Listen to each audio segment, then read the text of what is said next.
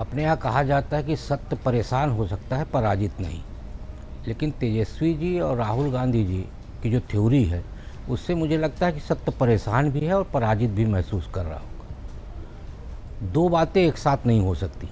एक तरफ राहुल गांधी की तरफ से पूरी फहरिस्त प्रस्तुत की जाती है कि इतने वोटर फर्जी हैं, इनका नाम जोड़ा गया। दूसरी तरफ एसआईआर का विरोध किया जाता है और ये कहा जाता है कि बिहार में जानबूझ के चुन चुन के वोटरों का नाम काटा जा रहा। तो दोनों चीज़ें नहीं हो सकती। यदि आप ये प्रमाण दे रहे हैं कि इतने फर्जी वोटर हैं देश के अंदर, और आपने दो राज्यों का उदाहरण दिया, महाराष्ट्र और कर्नाटक का, तो यदि हैं और चुनाव आयोग की तरफ से यदि बिहार में उस गलती को सुधारा जा रहा है तो फिर उसका विरोध नहीं होना चाहिए।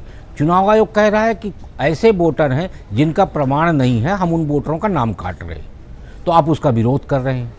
इधर आप कह रहे हैं कि बिना प्रमाण वाले वोटर पिछले चुनाव में वोट डाल चुके हैं। ये दोनों बातें कैसे हो सकती हैं?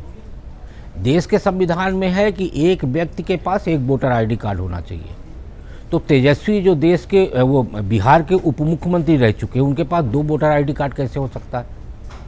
कौन से कानून में है कि जो मंत्री हो, जो नेता हो, उसको दो दो वोटर आईडी कार्ड रखने का अधिकार है? देश की जनता को ये लोग कंफ्यूज करने का प्रयास कर रहे हैं, जिसको कहते हैं भ्रम। और मुझे नहीं लगता कि भ्रम है। ये चाहते हैं भ्रम पैदा हो, क्योंकि जो जनता है बिहार की और देश की जनता, उसका माइंड बिल्कुल क्लियर है। राहुल गांधी जी कहते हैं कि सत्ता विरोधी लहर का प्रभाव भाजपा में नहीं दिखाई देता। भाई, सत्ता विरोधी लहर का प्रभाव तो 2009 में भी दिखाई नहीं दिया था। और अपने छाती पे हाथ रख के कांग्रेसी बोले कि 2009 का चुनाव मनमोहन सिंह जी के कृतित्व के कारण, उनके उपलब्धि के कारण कांग्रेस जीती थी। कांग्रेस इसलिए जीती थी क्योंकि देश का जनमानस लाल कृष्ण आडवाणी को प्रधानमंत्री नहीं बनाना चाहता था, इसलिए उन्होंने फिर से कांग्रेस को रिपीट किया था। तो जब आपके लिए सत्ता विरोधी लहर आपका कमज़ोर प्रधानमंत्री होते हुए नहीं थी, तो देश में नरेंद्र मोदी का एक अपना विश्वसनीय चेहरा तैयार हो चुका है और उस चेहरे पे आज कोई ऐसी खरोंच नहीं है। जैसे मनमोहन सिंह के कार्यकाल में तमाम भ्रष्टाचार के आरोप लगे, लेकिन उनके प्रति देश के जनमानस में ये विश्वास कायम रहा लास्ट तक कि मनमोहन सिंह भ्रष्ट नहीं है। उसी तरह से नरेंद्र मोदी जी को लेके भी ये विश्वास कायम है कि देश का नेतृत्व कुशल हाथों में नरेंद्र मोदी के पास ही रह सकता है।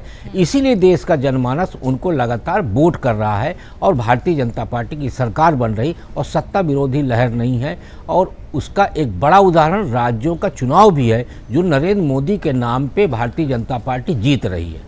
तो ये जो राहुल गांधी जी की तरफ से जो एक नया आडंबर तैयार किया जा रहा है, तेजस्वी जी की तरफ से जो तैयार किया जा रहा है, उसमें मेरा सिर्फ इतना ही कहना है कि जब नेतृत्व के चेहरे पे खरोंच पैदा होने का संकट आ जाता है, तब ईवीएम आता है और अब एक नया प्रोपेगेंडा आ गया है, मतदाता सूची का।